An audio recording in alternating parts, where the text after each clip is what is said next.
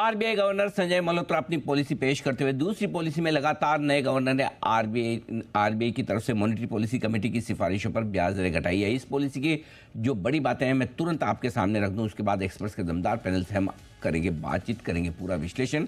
RBI ने 1/4% ब्याज दरें घटाई और ब्याज दरें घटाकर कर दी है 6%। मॉनेटरी पॉलिसी कमेटी ने ये ब्याज दरें सर्वसम्मति से घटाई हैं।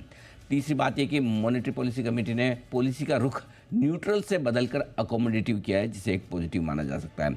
महंगाई आरबीआई के 4% के लक्ष्य से कम है। खाने पीने की चीज़ों में जो के दामों में जो तेज़ गिरावट आई है, उससे महंगाई को लेकर आरबीआई का भरोसा बढ़ा है। ग्रोथ में रिकवरी है, लेकिन ग्रोथ की चिंताएं अब भी बरकरार है, क्योंकि ऊंचे टैरिफ से एक्सपोर्ट्स पर नेगेटिव असर पड़ने का डर बना हुआ है।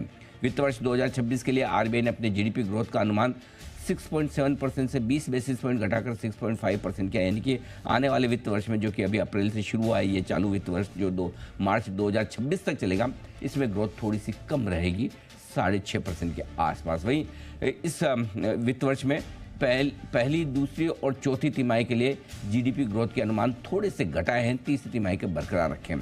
वहीं वित्त वर्ष 2026 के लिए सीपीआई यानी कि महंगाई का अनुमान 4.2% से घटाकर 4% किया है। जहाँ ग्रोथ का अनुमान भी 20 बेसिस पॉइंट घटाया है, महंगाई का अनुमान भी 20 बेसिस पॉइंट घटाया है। और एक और आखिरी बात, सिस्टम में पर्याप्त नकदी बनाए रखने के लिए आरबीआई कदम उठाता रहेगा। ये कुछ बड़ी बातें हैं इस वक्त पॉलिसी की जो आपके सामने आती हुई दिख रही है। आइए एक्सपर्ट्स का पूरा पैनल हमारे साथ